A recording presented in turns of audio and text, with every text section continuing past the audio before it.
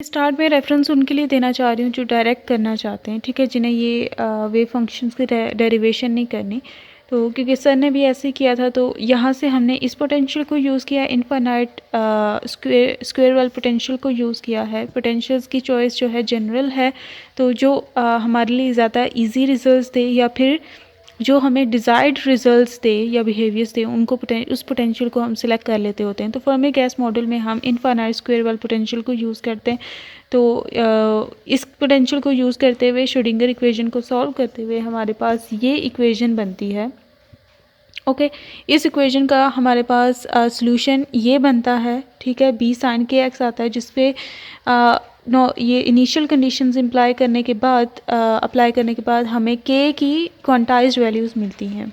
Okay, ये के की हमें क्वांटाइज्ड वैल्यूज़ मिलती हैं फॉर एक्स डायरेक्शन। ये हमने 1D के लिए किया, और फिर हमने नॉर्मलाइजेशन कंडीशन को यूज़ करते हुए बी की वैल्यू को भी फाइंड आउट कर लिया, और हमारे पास जो फाइनल वेव फंक्शन आया वो ये वेव फंक्शन बना, और के एक्स के लिए ये बना कंडीशन, और हेंस दूसरी डायरेक्शंस के लिए भी हम ये सिमिलरली थिंग लिख सकते हैं। और अगर हम टोटल वेव फंक्शन लिखना चाहते हैं psi X Y Z, that will be equals to psi of X, psi of Y and psi of जी।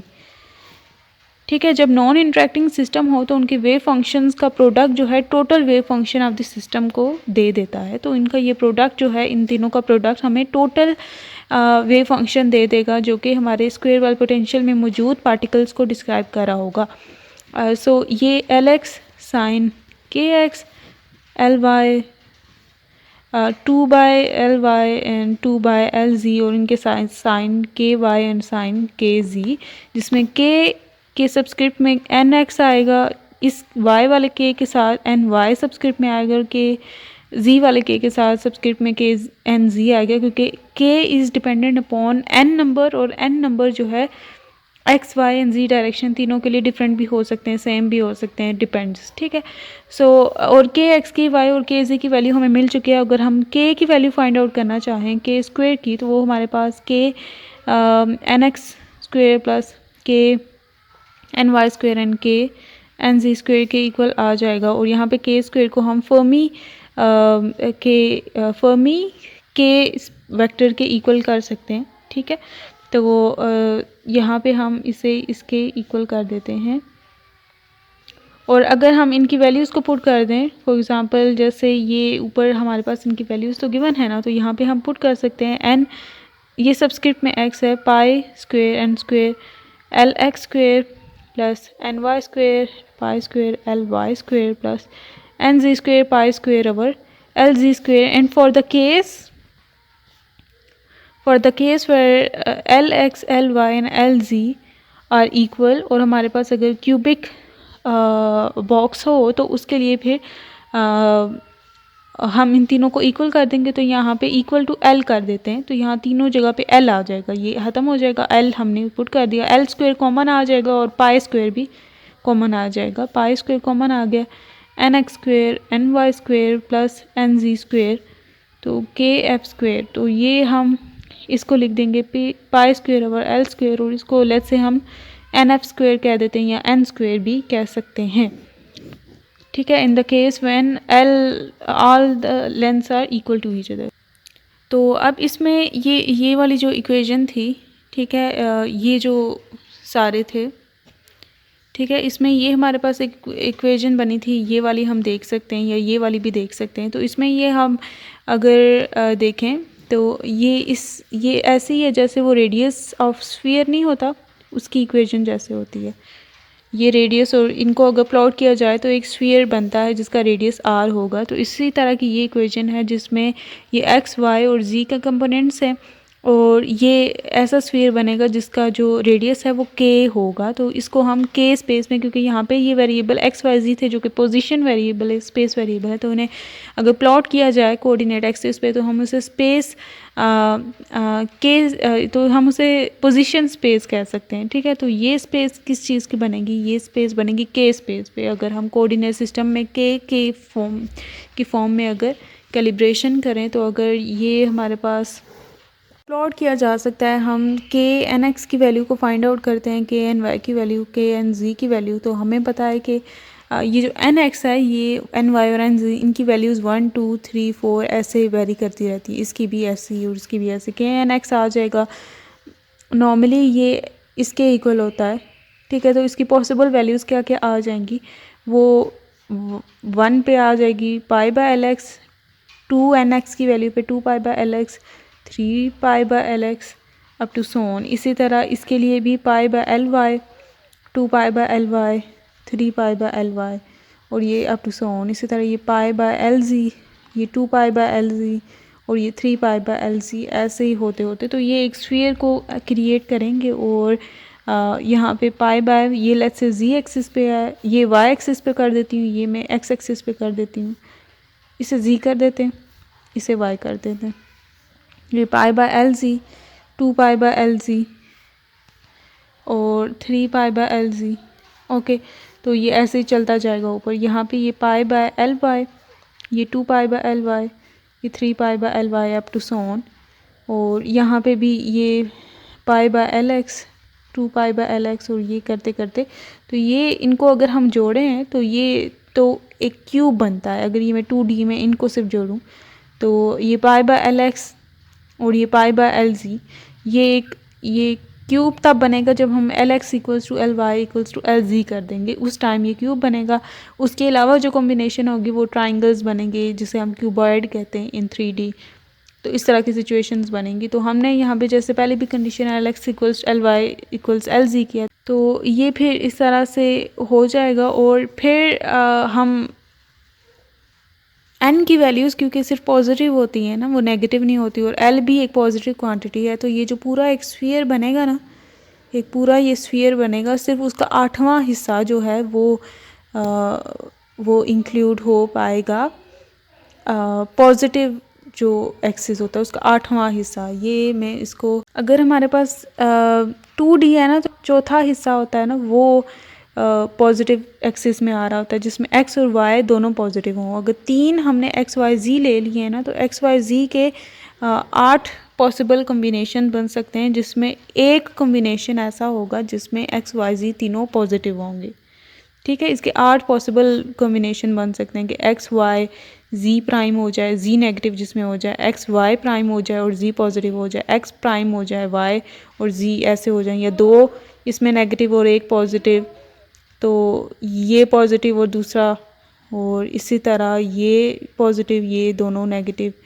तो ये 3 4 5 6 कॉम्बिनेशन बने, तो एक में तीनों पॉजिटिव हो जाएं और एक में तीनों नेगेटिव हो जाएं, तो ये 8 कॉम्बिनेशंस बनते हैं, जिनमें ये 8 कॉम्बिनेशन बनते हैं जो स्फीयर में एग्जिस्ट कर रहे होते हैं। ये सारे एग्जिस्ट कर रहे होते हैं पार्ट्स, जिनमें सिर्फ एक ऐसा पार्ट है जिसमें तीनों पॉजिटिव हों, तो ये 8वां पार्ट बनता है पूरे क्वाड्रेंट का।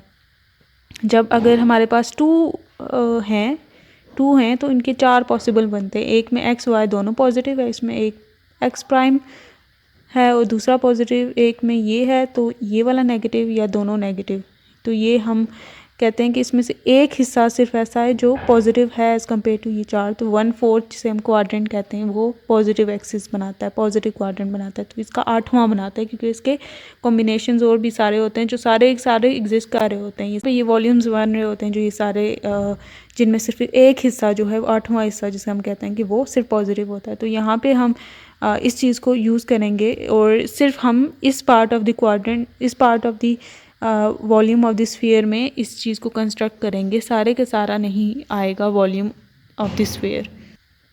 जो हमारी स्टेट्स में इंक्लूड होगा ना, ये के वेक्टर के रिप्रेजेंट है ना, तो इसके करस्पॉन्डिंग अगर हम कोई वॉल्यूम निकालेंगे, इसका जो हमारी स्टेट्स से करस्पॉन्डिंग होगा 4/3 पाई आर क्यूब, और आर यहाँ पे हमारे पास के है आर क्यूब, तो इसका सिर्फ 8वां हिस्सा जो है ये कंट्रीब्यूट कर रहा होगा टुवर्ड्स आर परमिसिबल स्टेट्स, क्योंकि और सारों के लिए एन की नेगेटिव वैल्यूज़ हैं और एन हमने डिफ़ाइन किया कि वो है ही पॉजिटिव और एल तो होता ही पॉजिटिव है। सो ये हमने यहाँ तक देख लिया। तो अब ये जो हमने ये कंस्ट्रक्ट किया है ना, तो ये सारे के सारे जो कॉम्बिनेशन हैं ये इसका इसके साथ भी बन सकता है, इसका इसके साथ भी बन सकता है, हर पॉसिबल कॉम्बिनेशन हो सकता है इन NX NY और NZ वैल्यूज़ का, तो हम स्मॉलेस्ट जो पॉसिबल यहाँ पे हमारे पास कॉम्बिनेशन है वो n=1 का हो सकता है, ठीक है, जिसके करस्पॉन्डिंग हमारे पास π/LX है, π/LY है और π/LZ है, ठीक है। This is the smallest unit cell जो कि क्रिएट इसमें से किया जा सकता है, और सबकी डायमेंशंस इससे बड़ी ही होंगी, ठीक है, इससे बड़ी ही होंगी, इससे कम नहीं हो सकती, इससे ज़्यादा ही होंगी। So this is the least volume का यूनिट सेल जिसे हम लेंगे और इसका हम वॉल्यूम फाइंड आउट करते हैं। तो इसका अगर हम वॉल्यूम फाइंड आउट करें, और एक जो यूनिट सेल है वो 1 एनर्जी स्टेट को रिप्रेजेंट कर रहा है। सो 1 एनर्जी स्टेट को रिप्रेजेंट कर रहा होता है एक यूनिट सेल। अब ये एनर्जी स्टेट कितने न्यूक्लियॉन को ऑक्यूपाई कर सकते हैं, तो पॉली एक्सक्लूजन प्रिंसिपल को जब लेके आते हैं तो हम कहते हैं कि एक एनर्जी स्टेट को ये एक यूनिट सेल रिप्रेजेंट कर रहा है और इस एक यूनिट सेल में 2 न्यूक्लियॉन्स रह सकते हैं, ठीक है। ये यूनिट सेल एक न्यूक्लियॉन को नहीं बल्कि एक एनर्जी स्टेट को रिप्रेजेंट कर रहा है, क्योंकि KF मीन्स KF अगर है तो इससे मुराद एनर्जी है, क्योंकि एनर्जी और मोमेंटम का डायरेक्ट रिलेशन है ना। तो क्योंकि हमने ये एक यूनिट सेल लिया है जिसकी डायमेंशंस हमने एक ये यूनिट सेल है, ठीक, तो ये हमने K के रिस्पेक्ट से इन लेंस को लेते हुए एक यूनिट सेल को क्रिएट किया है। तो ये यूनिट सेल में क्योंकि बहुत सारे ये इंटरसेक्शन पॉइंट्स हैं, तो ये इंटरसेक्शन पॉइंट्स K की वैल्यूज़ को रिप्रेजेंट कर रहे होते हैं। तो और यहाँ पे फॉर एग्ज़ाम्पल इस पॉइंट पे K वेक्टर डिफरेंट होगा, वो क्या होगा, सिर्फ π/LX होगा। इस पॉइंट पे क्या होगा, π/LZ होगा और π/LX की वैल्यू होगी। इस पॉइंट पे मतलब कोऑर्डिनेट्स हर पॉइंट के डिफरेंट, तो नेट इफेक्ट पे एक K की वैल्यू आती है, ठीक है, और वो K की वैल्यू एक एनर्जी स्टेट को रिप्रेजेंट कर रही होती है। तो एक यूनिट सेल जो है एक एनर्जी स्टेट को रिप्रेजेंट कर रहा होता है, जिससे हम जानते हैं कि अपमोस्ट 2 फर्मियंस उसमें स्टे कर सकते हैं। तो जितने भी आगे एक यूनिट सेल है तो एक यूनिट सेल में 2 न्यूक्लियॉन्स आएंगे। तो अगर हम वॉल्यूम ऑफ 1 यूनिट सेल निकालना चाहें,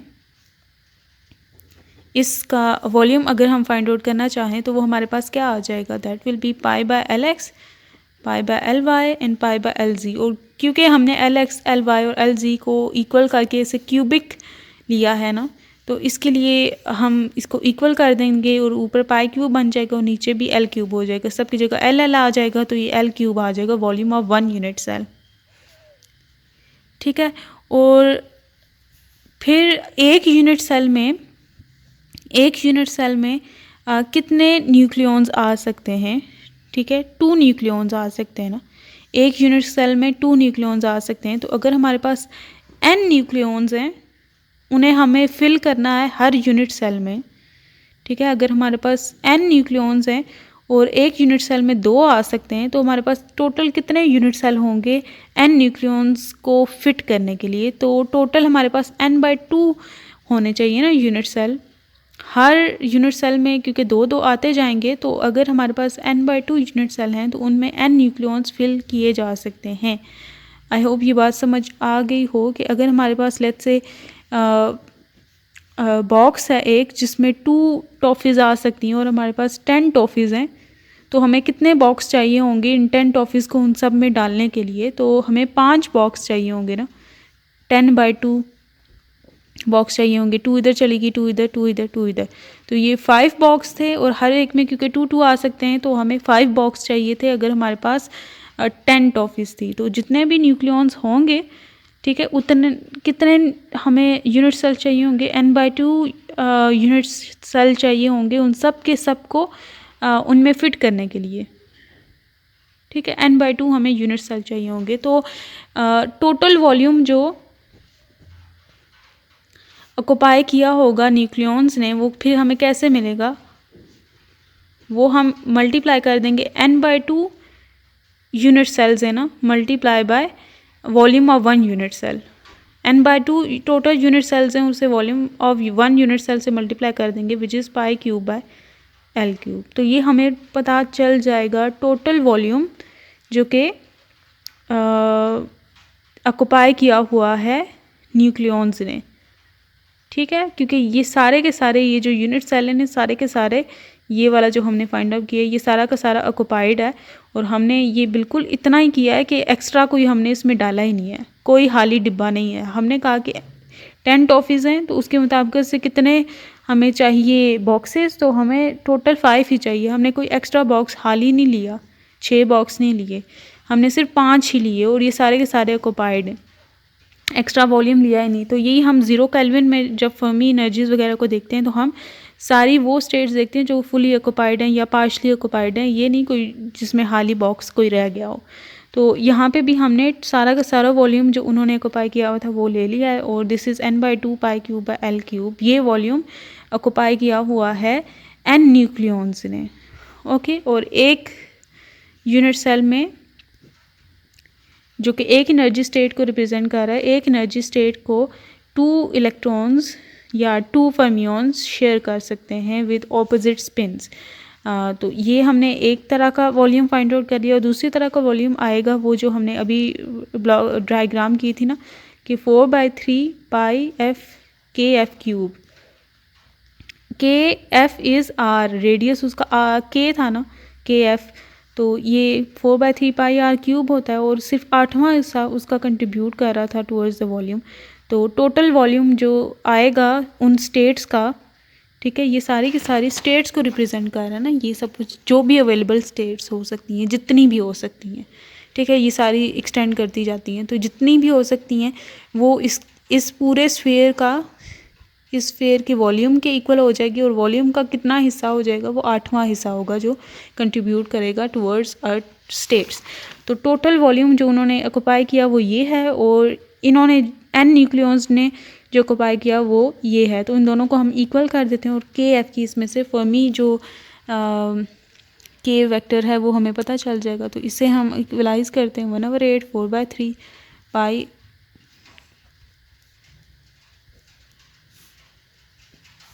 तो ये 4 1s है एंड 4 2s है, ये 1/6 हो गया, और ये 2 भी इधर आ जाएगा, 2 पाई के एफ क्यूब। ये के एफ इसकी सबस्क्रिप्ट में है n by L cube, L cube की जगह हम v लिख देते हैं, वॉल्यूम पाई क्यूब, ये पाई कैंसर यहाँ पे स्क्वायर बच जाएगा, तो ये 2 1s एंड 2 3s आ, तो ये k f cube is equal to, उधर 3 चला गया, n/v पाई स्क्वायर।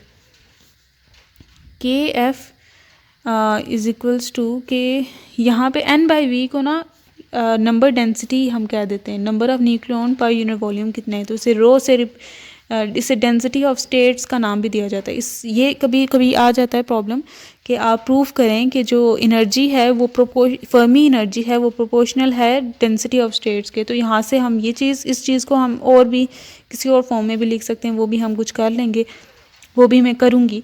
तो ये एक फार्मूला बनाने के लिए कि ये क्यूब में है, तो अगर के एफ हम निकालना चाहें तो ये इसका 1/3 पावर आ जाएगी, ठीक है, के एफ आ गया। और अगर हमें एनर्जी चाहिए, energy we know that Fermi energy will be k f square over 2m, तो h का square over 2m, and m is the mass of the nucleon जिसको हम देख रहे हैं, किसका पोटेंशियल वेल देख रहे हैं। अगर न्यूट्रॉन का देख रहे हैं तो न्यूट्रॉन का डाल देंगे, अगर प्रोटॉन का है तो प्रोटॉन का पुट कर देंगे इसमें। तो 3 रो पाई स्क्वायर, ये पावर 2 है, और ये 2/3 ऐसे इसकी पावर आ जाएगी, 1/3 मल्टीप्लाई 2, तो ये 2/3 पावर बन जाएगी। तो यहाँ पे हम देख सकते हैं कि E f is proportional to rho, so Fermi energy is proportional to density of state.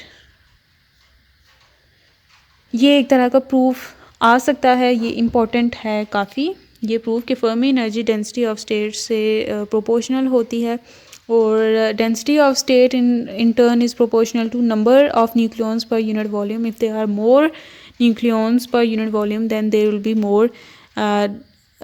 more the density of states will be, or hence this is one of the thing that we have proved। इसके अलावा अगर हम यहाँ से एक और चीज़ करना चाहें तो क्या कर सकते हैं, जो नॉर्मली मतलब और भी जैसे नहीं फार्मूलाज देखने में आ जाते, तो अगर इन्हें डिस्कस कर लिया जाए तो ये कभी कभी प्रूफ आ जाता है कि अगर हम नॉर्मली देखें तो न्यूट्रॉन नंबर जो है लाइटर न्यूक्लाई में प्रोटॉन नंबर के इक्वल ही होते हैं ना, ठीक है।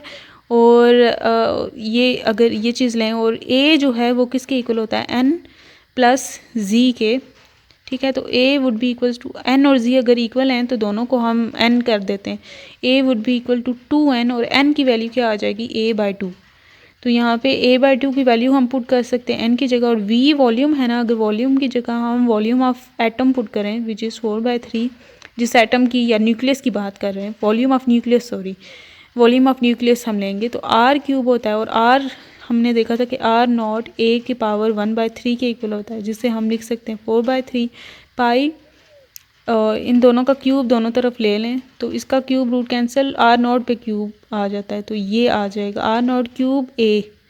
तो ये दोनों चीज़ें हम इंसर्ट करें यहाँ पे, ये the case for the lighter nuclear where n is equals to z if, ठीक है। ये वो केस है, मतलब मैं एक तरह का वो बता रही हूँ कि क्या क्या इसमें से हम लिख सकते हैं। तो n की जगह हम a/2 पुट करते हैं, जो भी हमने फाइंड किया। ये जो वैल्यू है ना, this is correct for all cases, ये हम पहले भी पुट कर सकते थे, ठीक है। लेकिन ये वाली चीज़ हमने अजम्पशन सी ली कि लाइटर न्यूक्लियाई के लिए, क्योंकि ये, और यहाँ पे π² आ जाएगा, यहाँ पे kF³ है, तो यहाँ पे ये जो ऊपर a है नीचे a कैंसिल हो गया, तो ये 2 और 2 2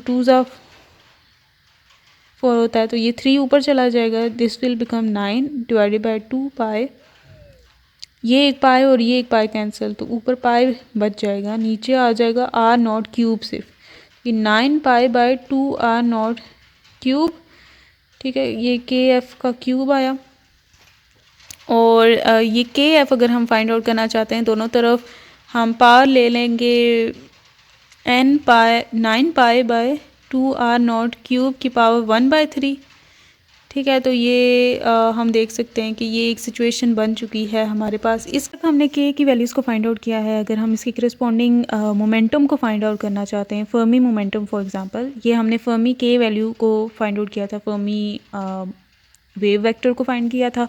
तो अगर फर्मी मोमेंटम को फाइंड आउट करना चाहते हैं तो हम मोमेंटम, हमारे पास इस तरह की इक्वेशन होती है उसके लिए, ठीक है। तो इसमें अगर k हमें पता हो तो हमें मोमेंटम पता चल जाता है, क्योंकि h cut is a constant, तो ये pf जो है वो h कट kf होगी। तो फॉर ऑल केसेस जो हमने अभी kf की वैल्यू को फाइंड आउट किया था, दैट वाज ये इक्वेशन थी वो, ठीक है। इसे n/v फॉर्म में भी पुट कर सकते हैं, और इस फॉर्म में भी, रो की फॉर्म में भी पुट कर सकते हैं, रो इज़ n/v ही। तो kf वाज 3 रो π² की पावर 1/3, तो ये pf की वैल्यू है, ठीक है। This is the Fermi momentum, और इसमें ये n/v की वैल्यू भी पुट कर सकते हैं। ये हमारे पास जनरल केस है फर्मी मोमेंटम के लिए, और इसके अलावा ये वाली फॉर्म बहुत, इसके जो करस्पॉन्डिंग मोमेंटम है प्रॉब्लम्स में ये आ जाता होता है।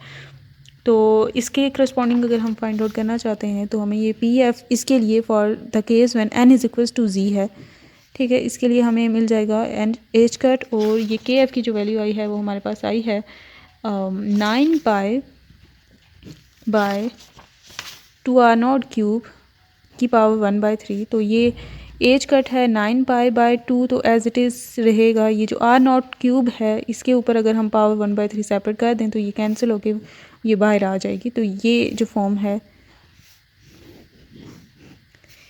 ये इस फॉर्म में काफ़ी ठीक हो गया। एक ये केस हो सकता है, ये जब n is equal to z के लिए, और इसमें भी हम ये सिचुएशन ला सकते हैं अगर हम ये कर दें कि 3 रो है ना, रो की जगह n/v पुट करते हैं, ये π² एज इट इज़, तो n को हम एज इट इज़ रहने देंगे। अब इसमें इसको जनरल ही रखेंगे, ठीक है। n is the number of nucleons, n यहाँ पे जो नंबर ऑफ़ न्यूक्लियॉन्स की हमने बात की थी, ये फिर न्यूक्लियॉन्स क्या हैं एट अ टाइम, न्यूट्रॉन्स हैं, ये सिर्फ न्यूट्रॉन नंबर है या सिर्फ प्रोटॉन नंबर है, क्योंकि हमने पोटेंशियल वैल्यू के सेपरेट लिए हैं ना। तो ये नंबर ऑफ़ न्यूक्लियॉन, क्योंकि हम टोटल नंबर ऑफ़ न्यूक्लियॉन अगर हम इन दोनों वेल्स को एक जैसा ही कंसीडर करते तो हम उसे a लेते, लेकिन यहाँ पे सिर्फ ये न्यूट्रॉन नंबर है या सिर्फ प्रोटॉन नंबर है, डिपेंड्स के कौन सा आप केस ले रहे हैं। तो number of nucleon is not equals to a here, ठीक है, क्योंकि ये सिर्फ नंबर ऑफ़ न्यूक्लियॉन एक वेल की बात की जा रही है, जिसमें number of nucleon means number of neutrons, अगर न्यूट्रॉन का पोटेंशियल वेल है, और this number of nucleon means number of proton if we are considering the proton वाला स्क्वायर वेल पोटेंशियल। तो ये मैं कहाँ थी, तो v की जगह हम 4/3 पाई आर नॉट ए, ये क्यूब में आता है तो ये 1/3 पुट करेंगे। तो इसमें यही आर नॉट, इनको फर्दर सॉल्व कर सकते हैं, एच कट और आर नॉट और H cut bye A R not, और ये 3 ऊपर जब गया तो ये 9n पाई पाई एक पाई यहाँ पे रह गया और divided by 4a to the power 1/3। तो फर्मी मोमेंटम को इस फॉर्म में भी एक्सप्रेस किया जाता है। ओके और फर्मी मोमेंटम को हमने एक डेंसिटी की फॉर्म में एक्सप्रेस किया, ठीक है, और फर्मी मोमेंटम को हमने in terms of A and N number के भी एक्सप्रेस किया, ठीक हो गया। तो ये सिचुएशंस हो सकती हैं, डिफरेंट फॉर्म्स आ सकती हैं। तो अगर मैं इनको कंक्लूड करूं, अभी तक जो हमने फॉर्म्स देखी हैं, तो उसमें जो स्पेशल फॉर्म है वो के एफ़ की वैल्यू है जो हमने देखी 3 rho pi square to the power 1/3 है, और फर्मी मोमेंटम की वैल्यू है जो कि ये थी, और इसे हमने अगर डेंसिटी ऑफ स्टेट्स की फॉर्म में अगर हम लिखना चाहें तो ये इस तरह से आएगी फर्मी मोमेंटम। और फर्मी मोमेंटम की वैल्यू अगर हम डेंसिटी ऑफ स्टेट्स में जो ये n/v में v की वैल्यू पुट कर दें, तो ये जो फॉर्मूला अभी हमने फाइंड आउट किया, h cut by R not 9n pi by 4a to the power 1/3। तो यहाँ पे जो अननोन क्वांटिटी है वो सिर्फ n और a की रेशो है या वैल्यू है कि number of nucleon. For example अगर हम ये प्रोटॉन का पोटेंशियल वेल कंसीडर कर रहे हैं, तो हमने देखना है कि टोटल एटॉमिक नंबर क्या है उस न्यूक्लियस का। फॉर एग्जांपल वो 50 है और उसमें n जो वैल्यू होगी वो होगी नंबर ऑफ़ प्रोटॉन्स, तो वो कितने हैं, वो फॉर एग्जांपल 25 हैं, तो ये 25/50 हम यहाँ पे पुट करेंगे। और सारी वैल्यूज़ तो कांस्टेंट है, R naught is a constant which is 1.2 femtometre, 1.2 multiply 10⁻15 metre. So और अगर न्यूट्रॉन की बात की जा रही है तो न्यूट्रॉन नंबर हम देखेंगे कितना है, तो ये सारी चीज़ें इस पर पुट करेंगे। So these are the main equations, और इनकी डेरिवेशन आती है या फिर ऐसे केसेस गिवन होते हैं जिसमें हमें बता दिया जाता है कि क्या क्या है और क्यों क्यों है। तो इसमें ई एफ़ को फाइंड आउट करना विल बी वेरी इजी। या तो आप ये सिचुएशन यूज़ कर सकते हैं kF²/2m, या फिर इसकी जगह आप ये कर सकते हैं EF = p² भी होता है ना, क्योंकि एच कट kF का होल स्क्वायर बन जाता है ना, विच इज़ pF² आल्सो। तो या ये pF की वैल्यू पुट करें तो EF की वैल्यू मिल जाएगी, या ये वाली भी पुट करें तो भी मिल जाएगी। के एफ़ की वैल्यू में ये n/v जो है v की जगह वहाँ पे वो पुट करके अगर के एफ़ का क्वेश्चन आता है तो वो भी किया जा सकता है। मतलब दोनों सिचुएशंस को यूज़ किया जा सकता है। अभी कुछ इसके मैं प्रॉब्लम्स करती हूँ, ठीक है। यहाँ तक हमने फर्मी मोमेंटम्स को देख लिया है और फर्मी एनर्जी को भी देख लिया है। फर्मी एनर्जी ये है, तो फर्मी एनर्जी न्यूट्रॉन और प्रोटॉन की क्या होती है और एवरेज काइनेटिक एनर्जी क्या होगी उनकी, और ये सारी चीज़ें अब मैं पार्ट बाय पार्ट करते जाऊँगी, शॉर्ट पार्ट्स होंगे। तो